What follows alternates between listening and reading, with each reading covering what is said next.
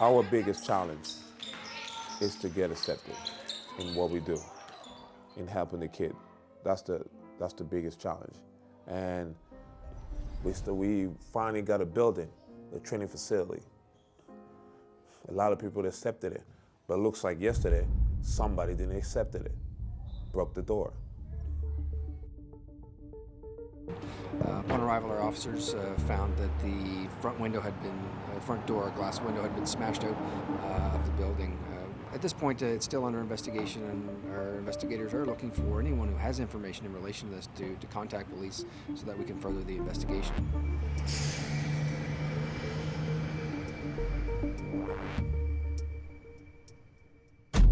It doesn't come as a surprise. You know, we're living in a world now that's filled with a lot of hate. I think a lot of people in the community are seeing him grow so fast. It's like they think he just blew up out of nowheres and are kind of taking their spotlight. They've been struggling for years to get a ball, to get different programs here, and they don't really grow, but Ming definitely blew up, and that's a shocker for everybody. You know, this is like a 5 years dream of trying to open up a facility. So to finally have something we can call home is huge, it's massive. So having our own home, breaking into it, it hurts. He's talked about a facility since before we even had a team or an organization whatsoever. We had no idea what any of this would look like. An opportunity arose. I said no, let's not do it, it's too risky. I was scared, the numbers didn't necessarily make sense for me, but Ming is like, just jump in all the way in kind of guy with everything that he does. He was prepared to lose on it if necessary. That's how much it meant to him. It has been really challenging watching him struggle to give the type of ball that he's used to, the commitment that he wants to bring to the kids. People thinking that we're just one of those programs that are just here to make a quick buck and then disappear on the kiddos. At this point, he's building a brand and a team and trying to bring something different to the city. And he's willing to invest his time to really prove that the concept works and that it's needed here.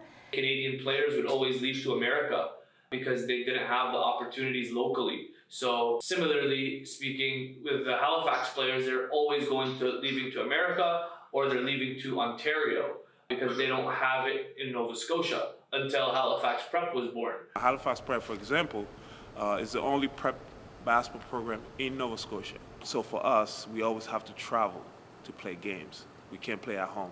Why?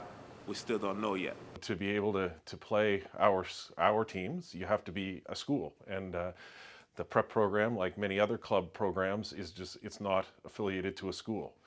My players go to a school here, so how come you say we're not a school when the players go to school? They just decided to play for me. And every door he has knocked on has been slammed in his face. So the rules have impacted the best athletes the most. We wanted to play in front of our fans because it was like the new guys that were coming, they were like just as good as us, or some of them are even better than us. Right. But it was like, you're just stuck at DHS, you're not allowed to play us. So like, you know, if it was a game like Halifax Prep versus DHS, like everyone would be there. It's just, we are a different track, and it's not Halifax Prep, it is sport, right? It is the rugby teams can't play, club rugby teams can't play our rugby teams. Hockey teams, club hockey teams can't play our school hockey teams. It's not a basketball issue, it is a school sport and club sport system.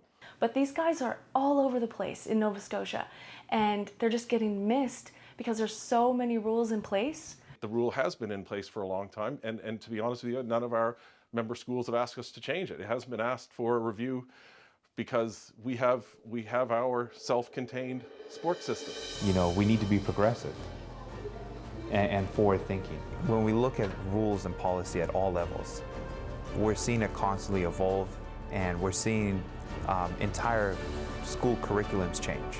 You know, 50 years ago, the curriculums we were teaching our kids were a lot different than they are today. If school boards were not open to rewriting the curriculum or rewriting policy, we would not evolve. You have to be willing to change policy as the world evolves.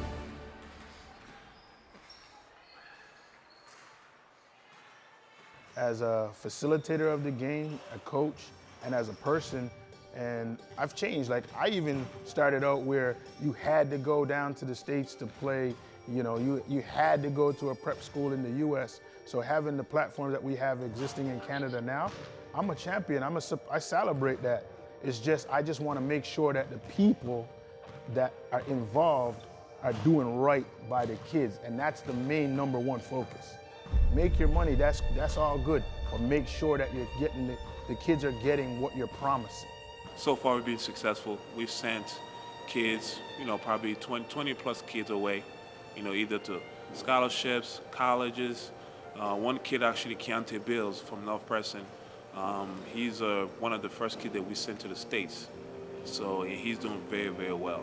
I'm totally proud. I'm proud because he had a dream that he wanted, and he knew that in order to be successful with that dream, he had to follow it. And he really did man up, and with his grades academically, he was honors, he was high honors, he was on the principal's list, he did everything he was supposed to do, which he's still doing to this day.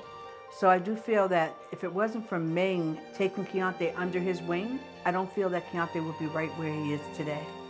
Really, really trying to change their lives and how they perceive things and how they view things. And that's one of our missions in our company, really trying to, you know, get them to where they want to go. One thing for sure is I would never stop. Never. And nothing can stop me.